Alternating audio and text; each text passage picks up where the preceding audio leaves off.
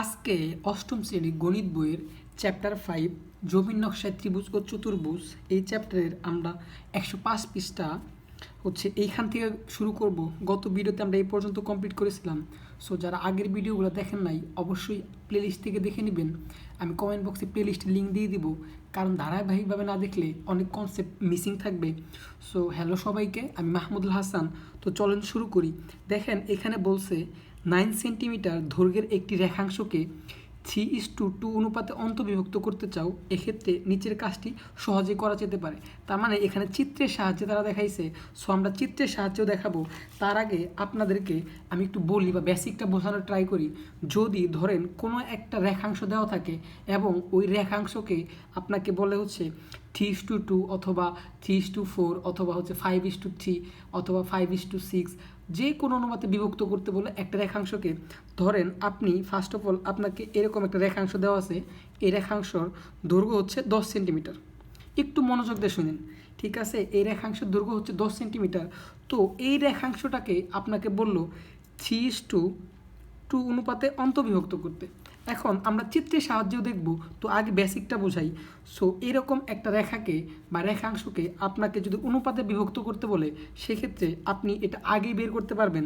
প্রথমত আপনাকে যে রেখাংশটা দেওয়া থাকবে ওই রেখাংশটা লিখবেন, যেমন 10, তারপরে দিবেন গুণ চিহ্ন, সো ইনটু, তারপরে এই অনুপাত যে অনুপাতে আপনাকে অন্তর্বিভক্ত করতে বলবে ওই অনুপাত দ্বয়ের যোগফল। তাহলে এই 3 আর 2 যোগ করলে কত আসে? অবশ্যই 5। তো অনুপাত দ্বয়ের যোগফলটা লিখবেন নিচে, এবং অনুপাতের প্রথম যে রাশিটা আছে, অর্থাৎ প্রথম রাশি 3 আর দ্বিতীয় রাশি হচ্ছে 2। সো অনুপাতের প্রথম রাশিটা লিখবেন উপরে। এখন এই 5 দিয়ে আমরা হচ্ছে এই 10 দিয়ে কাটতে পারি, 2 বার যায়, তাহলে এই 2 আর 3 গুণ করলে আসে 6। এবং আমরা হচ্ছে আবার 10 ইন্টু কী করব, অনুপাত দেওয়ার যোগফলটা দেবো নিচে, এবং অনুপাতের দ্বিতীয় রাশি কত? 2, 2টা দেবো উপরে। তাহলে এই 5 দিয়ে 10কে কাটতে পারি, আসে হচ্ছে 2, 2 দিয়ে 2 গুণ করলে হচ্ছে 4। তার মানে আমরা এই 10 সেন্টিমিটার বাহুটাকে বা রেখাংশটাকে 3:2 অনুপাতে অন্তর্বিভক্ত করতে চাইলে আমাকে এই রেখাটার হচ্ছে 6 সেন্টিমিটার এবং 4 সেন্টিমিটারে অন্তর্বিভক্ত করতে হবে। তো আমি স্কেল দিয়ে মেপে, এটা হচ্ছে আমি বোঝানোর জন্য, ধরুন স্কেল দিয়ে মেপে এটা পাইলাম 6 সেন্টিমিটার এবং এইটুকু হচ্ছে 4 সেন্টিমিটার। তার মানে এই 10 সেন্টিমিটার বাহুটাকে 3:2 অনুপাতে অন্তর্বিভক্ত করতে চাইলে আমাকে 6 সেন্টিমিটার এবং 4 সেন্টিমিটার নিতে হবে। তো দেখেন আমরা এখানে 6 পাইছিলাম, 6 ইন্টু 4, তাহলে এই 6 এবং 4কে কিন্তু আমরা কাটাকাটি করতে পারি। 2 দিয়ে কাটলে কত আসে? এখানে 2 দিয়ে কাটলে আসে 3, আর এখানে 2 দিয়ে কাটলে আসে 2। তাহলে দেখেন 3:2, ঠিক আছে? এই যে 3:2 অনুপাতে কী করতে পারছি আমরা? অন্তর্বিভক্ত করতে পারছি, যেখানে কি একটা রেখাংশের দৈর্ঘ্য হবে কত? 6 সেন্টিমিটার, আর একটা হবে 4 সেন্টিমিটার। আমি কি ব্যাপারটা বুঝাইতে পারছি? সো এইটা কেউ বলছে 9 সেন্টিমিটার দৈর্ঘ্যে একটা বাহুকে বা রেখাংশকে আপনাকে 3:2 অনুপাতে বিভক্ত করতে বলছে। সো আমি 9 সেন্টিমিটার ধরেন একটা বাহু ধরে নিলাম। আমরা কিন্তু টেনশন করেন না, চিত্রের সাহায্য দেখাবো। তো বেসিক জিনিসটাকে বুঝাই নেই। এখন দেখেন 9 সেন্টিমিটারকে 3:2 অনুপাতে অন্তর্বিভক্ত করতে বলছে। তাহলে আপনার কাজটা কি? প্রথমত যে রেখাংশটা দেওয়া আছে ওই রেখাংশ লিখবেন 9, তারপরে ইন্টু এই অনুপাত দ্বয়ের যোগফল, অনুপাত দ্বয়ের যোগফল 5, 5টা আসবে নিচে, এবং এই অনুপাতের যে প্রথম রাশিটা সেটা যাবে হচ্ছে উপরে, সো 3টা উপরে। এখন আমরা কিন্তু দেখেন এই 5 দিয়ে 9কে কাটতে পারি না, সো আমাদের একটু ক্যালকুলেটর হেল্প লাগবে। তো আমরা এটা গুণ করব, 9 আর 3 গুণ করলে কত আসে? 9 আর 3 গুণ আসে হচ্ছে 27, আর নিচে আসবে কত? 5। এখন দেখেন 27কে আমরা যদি 5 দিয়ে ভাগ দিই, 27 ভাগ হচ্ছে 5, তাহলে আসবে হচ্ছে 5.4। সো 5.4 একটা রেখাংশ পাবো। এবং আমরা আবার কী করবো? 9টা রাখবো, তারপর অনুপাতের যোগফল নিচে, এবং অনুপাতের যে দ্বিতীয় রাশি আছে এটা লিখবো উপরে। তাহলে এখানে কি আসে? 9 আর 2 গুণ করলে 18, আর নিচে আসে 5। সো 18কে যদি আমরা 5 দ্বারা ভাগ করি, সো 18 ভাগ হচ্ছে 5, তাহলে আসে হচ্ছে 3.6। হ্যাঁ, তো 3.6। তার মানে এইখান থেকে বুঝতে পারলাম যে আমরা যদি এই 9 সেন্টিমিটার এই বাহুটাকে বা রেখাংশটাকে কী করতে চাই? 3:2 অনুপাতে অন্তর্বিভক্ত করতে চাই, তাহলে আমাদের একটা রেখা নিতে হবে কত? 4.5, আর একটা রেখা নিতে হবে হচ্ছে বা রেখাংশ নিতে হবে 3.6। তার মানে আমরা এখানে স্কেল দিয়ে মেপে আমরা কী করতে পারবো? এটাকে অন্তর্বিভক্ত করতে চাবো। ধরেন এখানে আসছে হচ্ছে 5.4, আর এখানে আসছে হচ্ছে কত? 3.6। এইভাবে বেসিক্যালি করা যায়। এখন আমরা চিত্রের সাহায্যে দেখব। তো চিত্রের সাহায্যে দেখার জন্য ফার্স্ট অফ অল আপনাকে চিত্র অঙ্কন করতে হবে। তো দেখেন এটা ছিল হচ্ছে এইটা।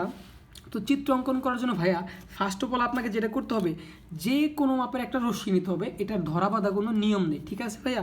তো ধরেন আমি এখানে যে কোনো মাপের একটা রশ্মি নিয়ে নেব 1 থেকে 12 পর্যন্ত, সরি হ্যাঁ এই পর্যন্ত একটা রশ্মি নিয়ে নিলাম, ঠিক আছে, যে কোনো মাপের। এখন এই রশ্মির এই বিন্দুটাকে এ নামকরণ করলাম, যেহেতু এটা রশ্মি তার মানে ভাইয়া এখানে একটা তীর চিহ্ন দিতে হবে, রশ্মির মাথায় তীর চিহ্ন দিতে হয়। সো এটাকে আমি এজি রশ্মি চিন্তা করলাম, এজি আপনাদের বইতে এজি বলা আছে, সো আমি এজি বললাম। এখন এই রশ্মি থেকে আপনাকে কত সেন্টিমিটার বাহু বলছে, দৈর্ঘ্যের রেখাংশ বলছে, আপনাকে 9 সেন্টিমিটার দৈর্ঘ্যের রেখাংশ বলছে। সো আপনাকে এই 0 থেকে মাপ নিয়ে 9 সেন্টিমিটার একটা বিন্দু আঁকতে হবে। তো এখান থেকে 9 সেন্টিমিটার আমি হচ্ছে কেটে নেই, এই যে দেখেন 9 সেন্টিমিটার আসছে এখানে। সো আমি এখানে একটা বিন্দু দিয়ে নিব, এটা হচ্ছে 9 সেন্টিমিটার, এবং এই বিন্দুর একটা নামকরণ করি, এটা হচ্ছে বি বিন্দু।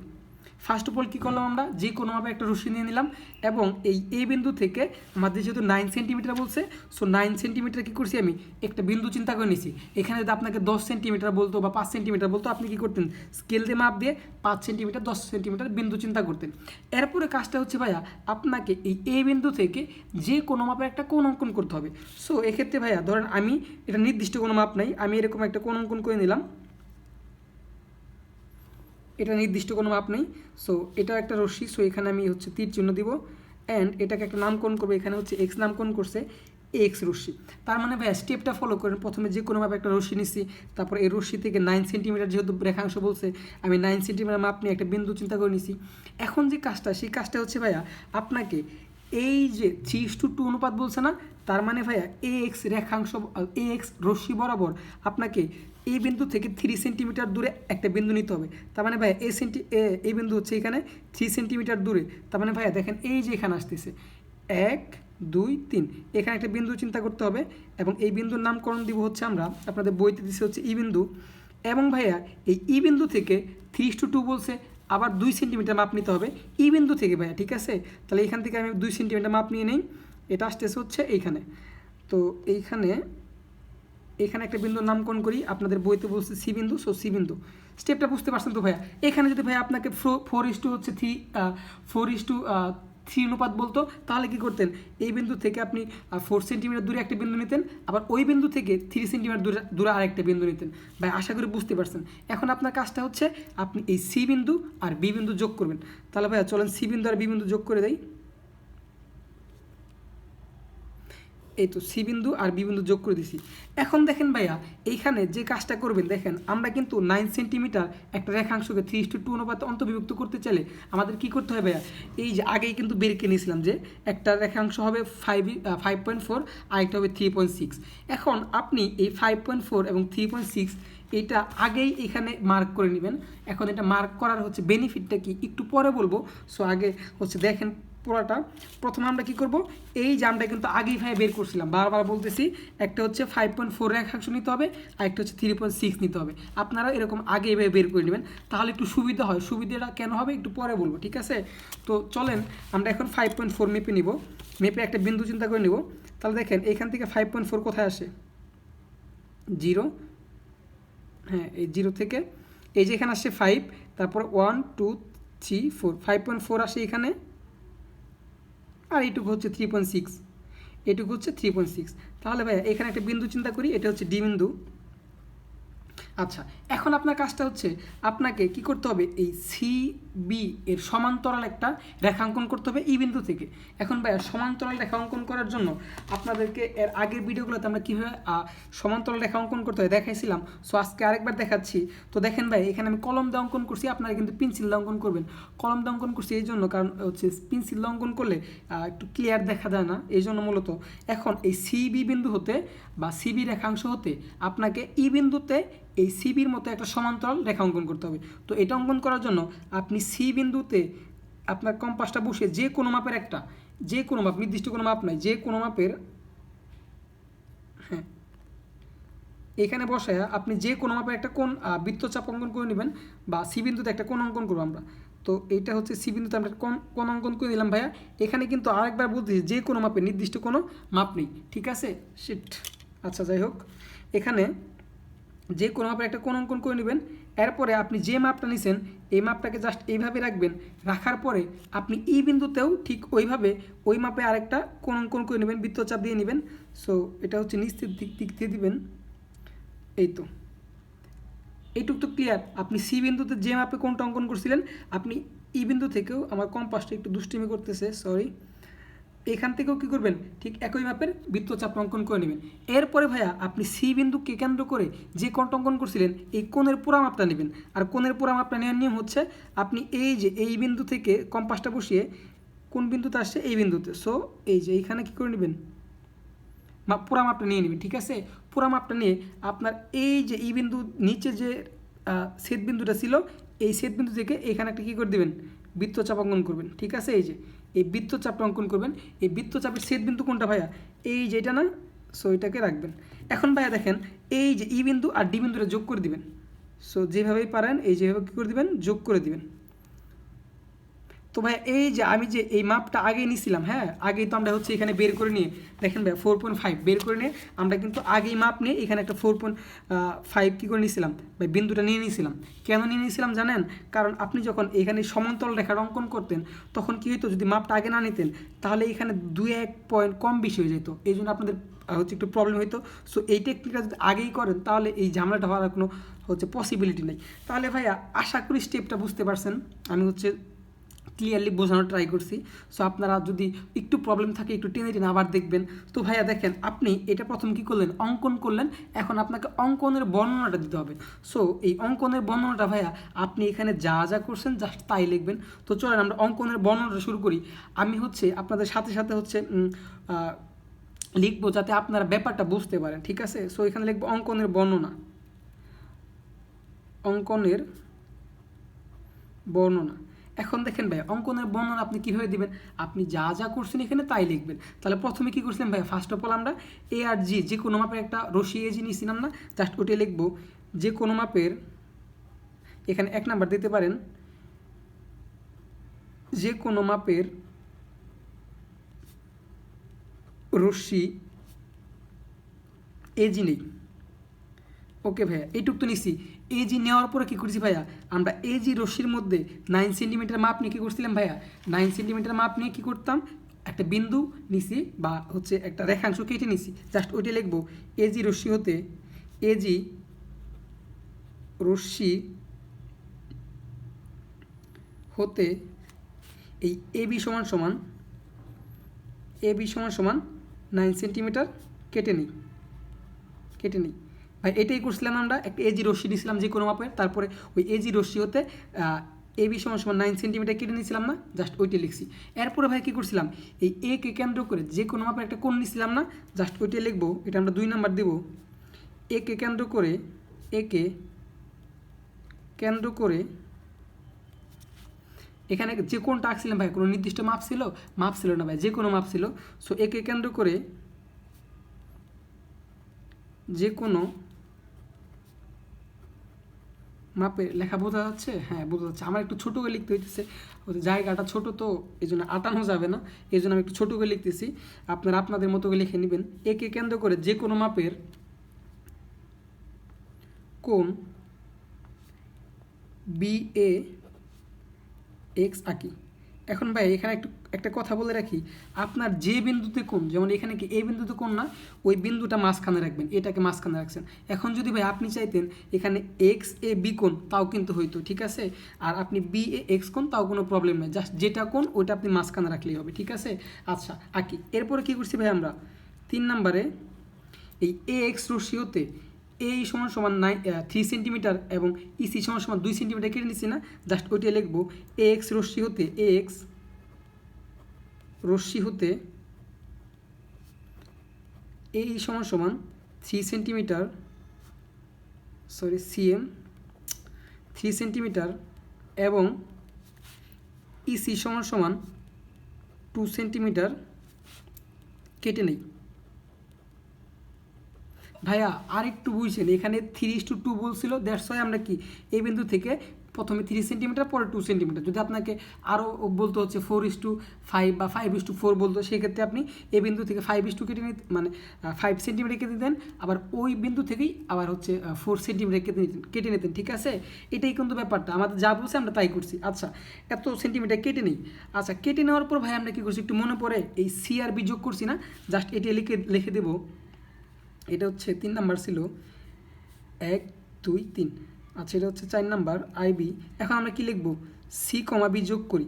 একটা কথা মনে রাখেন ভাইয়া, যখন আপনি দুইটা বিন্দু যোগ করবেন তখন মাঝখানে সবসময় কমা দিতে হবে। আমি সি আর বি যোগ করছি না, জাস্ট এখানে এই জন্য সি কমা বি দিছি। সি কমা বি যোগ করি। ওকে, এরপর কি করছি ভাইয়া, আমরা এই সি বিন্দু হতে বা সিবি রেখাংশ সমান করে এই ই বিন্দুতে একটা সমান্তরাল রেখাংশ অঙ্কন করছি না, জাস্ট ওইটাই লিখব করি। এবং সিবি এর সমান্তরাল ই বিন্দুতে বা ই বিন্দু থেকে এটা সবচেয়ে বেটার হয়, ই বিন্দু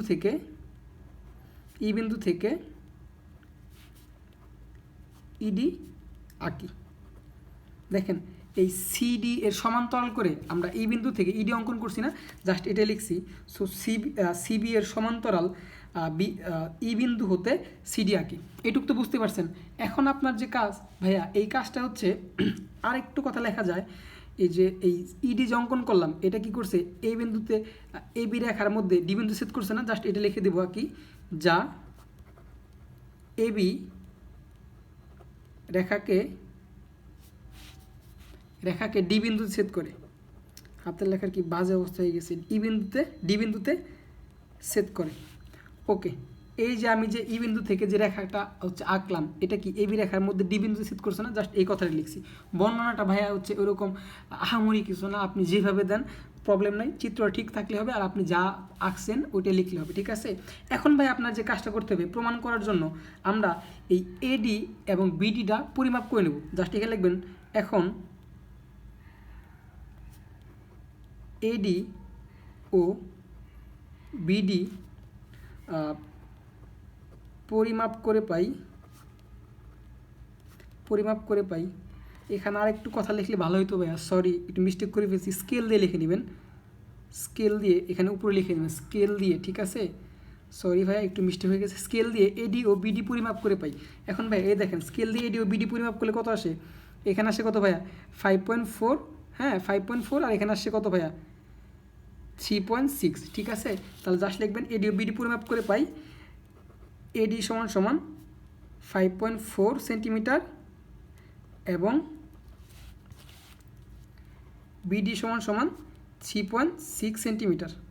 তো ভাইয়া এই যে এখানে যে আমি হচ্ছে এটা করছিলাম, এখান থেকে কিন্তু বের করে নিয়েছিলাম আগে, আপনারাও এভাবে বের করে নিয়ে তারপরে এই যে এই রেখাংশের মধ্যে আগে বিন্দুটা দিয়ে নেবেন, তাহলে আপনাদের চিত্রে আর প্রবলেম হয় না। আমি অনেক ট্রাই করে দেখছি, যদি হচ্ছে আগে এটা বের না করে আমরা চিত্রটা অঙ্কন করে পরে মাপতে যাই, এখানে ভাইয়া কী হয়, 1 2 হচ্ছে এরকম 1 2 হচ্ছে দাগ প্রবলেম হয়ে যায়। এই জন্য এটা একটা টেকনিক যে আপনি আগে বের করে পরে বিন্দুটা দিয়ে নিয়ে পরে জাস্ট মিলিয়ে নেবেন। এর কারণ কি জানেন ভাইয়া, আপনি যখন এই চিত্র অঙ্কন করার পরে এই বিন্দুটা যোগ করেন, একটু 19-20 হয়ে গেলে কী হয়ে যায় ভাইয়া, এখানে ওই যে এখানে যেমন 5.4 হুব আসছে না, এখানে 5.4 আসে না, ধরেন 5 আসলো 3 আসলো, একটু প্রবলেম হয়। এই জন্য আপনি আগেই আপনাকে যে রেখাংশ দিবে, হ্যাঁ ওইটা আগেই এইভাবে করে নেবেন, তাহলে বেটার হয়, ঠিক আছে। এই যে এভাবে বের করে তারপর যে আপনি হচ্ছে যেটা পাইছেন ওইটা আপনি এভাবে স্কেল দিয়ে মেপে করে নেবেন, এটা বেটার হয়, ঠিক আছে। আচ্ছা, যেখানে ছিলাম পরিমাপ করে পাই, এটা শোনা তো। সুতরাং এখন লিখবো, সুতরাং এডি ভাগ বিডি সমান কত ভাই ভাইয়া, এডির মান কত ছিল 5.4 আর বিডির মান কত ছিল 3.6। এখন দেখেন ভাইয়া এই দশমিকটা আমাকে তুলতে হবে। দশমিক তোলার নিয়ম কি ভাইয়া, উপরে দশমিক তুলতে চাইলে তাহলে দশমিক ব্যতীত যা আছে আমাকে তাই লিখতে হবে প্রথমত, তারপরে এই নিচে যে দশমিকটা আছে এটার জন্য এখানে একটা 1 দিতে হয়, আর দশমিকের পর যে কটা ঘর আছে ওই কটা শূন্য দিতে হয়। তাহলে দশমিকের পর 1 ঘর আছে, একটা শূন্য, সিমিলারতে নিচেও তুলতে হবে। তাহলে দশমিকটা আমরা বাদ দিয়ে প্রথমে 36টা লিখে নেব, এরপর ইন্টু এই উপরের দশমিকের জন্য এখানে একটা 1 দিতে হবে, আর দশমিকের পর যে কটা ঘর আছে এখানে একটা শূন্য দিতে হবে, যেহেতু একটা ঘর সো একটা শূন্য। এখন দেখেন ভাই 10 কাটা যায়, তাহলে উপরে থাকে কত 54 আর নিচে থাকে কত 36। এখন ভাইয়া এই 36 এবং 54কে আমরা 18 দিয়ে কাটতে পারি, তাহলে 18 দুগুণে 36 আর 3 18 54। আশা করি বুঝতে পারছেন। সো দেখেন তাহলে এখানে কি আসলো 3/2, তাহলে ফাইনালি 3:2 টু অনুপাত হয়েছে না? দেখেন ভাই আমাদের কি বলছিল 3:2 অনুপাতে অন্তর্বিভক্ত করতে বলছিল, তাহলে কিন্তু 3:2 অনুপাত অন্তর্বিভক্ত প্রমাণ হয়ে গেছে। এখন এটার জন্য আপনাকে একটু জিনিস হচ্ছে দেখায় নিতে হবে। সো আমার নিচে যেহেতু জায়গা নেই আমি এখান থেকে লিখবো, আপনারা এরপরে লিখবেন, ঠিক আছে? তো এখানে আমরা লিখবো যে হচ্ছে এখানে এই যে ভাই এবি রেখাংশটা বেসিক্যালি কি আমাকে একটু বলেন তো। এডি প্লাস বিডির সমান না? এই এবিটা পুরাটা এডি প্লাস বিডি সমান না? এডি প্লাস বিডি সমান না? এই পুরাটা জাস্ট ওইটা লিখবো এখানে এডি প্লাস বিডি সমান সমান কী পাই আমরা? এবি পাই না? এবি, ঠিক আছে? আচ্ছা এখন তাহলে ভাইয়া কী পারা যায় দেখেন, এডি প্লাস বিডি সমান সমান এত, তাহলে ভাইয়া দেখেন তো এই এডি আর বিডি সমান সমান কী পাইছি বলেন তো? এডি প্লাস বি, হ্যাঁ এটা সমান সমান এত, এখানে লিখবো এবং এডি অনুপাত বিডি সমান সমান 3:2 পাইছি না ভাইয়া? এই যে এডি অনুপাত বিডি, দেখেন ভাই এখানে এডি ভাগ বিডি, এই এডি ভাগ বিডি মানে কিন্তু ভাইয়া অনুপাত, অনুপাত মানে কি বোঝায় ভাইয়া? ভাগ বোঝায়, জাস্ট এটা কিন্তু বোঝানোর জন্য বললাম, ঠিক আছে? ভাগ মানে হচ্ছে অনুপাত, সুতরাং এডি অনুপাত বিডি সমান 3:2 শেষ। জাস্ট এখন লিখে দেবেন সুতরাং 9 সেন্টিমিটার রেখাংশটি 3:2 অনুপাতে দেখা যাচ্ছে না, অনুপাতে বিভক্ত বানান ঠিক আছে, বিভক্ত করা হলো। সো ভাইয়া আশা করি বুঝতে পারছেন, এটাই হচ্ছে এর প্রমাণ। তো আপনারা হচ্ছে সুন্দর করে তুলে নেবেন, স্ক্রিনশট দিয়ে তুলে নেবেন, আমি হচ্ছে ধরতেছি। সো এর পরবর্তীতে ভাইয়া আমরা হচ্ছে এই একক কাজটা সমাধান করব। সো এইটা কিন্তু ভাই এটার মতোই, তারপর আমি সমাধান করে দেবো এর পরবর্তী ভিডিওতে। তো যারা ভাই আমার ভিডিওটা এতক্ষণ দেখলেন, সো আমি আপনাদের ক্লাস 8 এই ম্যাথ বইয়ের প্রত্যেকটা চ্যাপ্টার অনেক ডিপলি আলোচনা করি। সো ভাই আমার চ্যানেলটাকে সাবস্ক্রাইব করবেন আর লাইক কমেন্ট অবশ্যই করবেন। কোনো প্রবলেম থাকলে কমেন্ট বক্সে জানাবেন। সো আজকের ভিডিওটা এই পর্যন্তই। আল্লাহ হাফিজ, টাটা।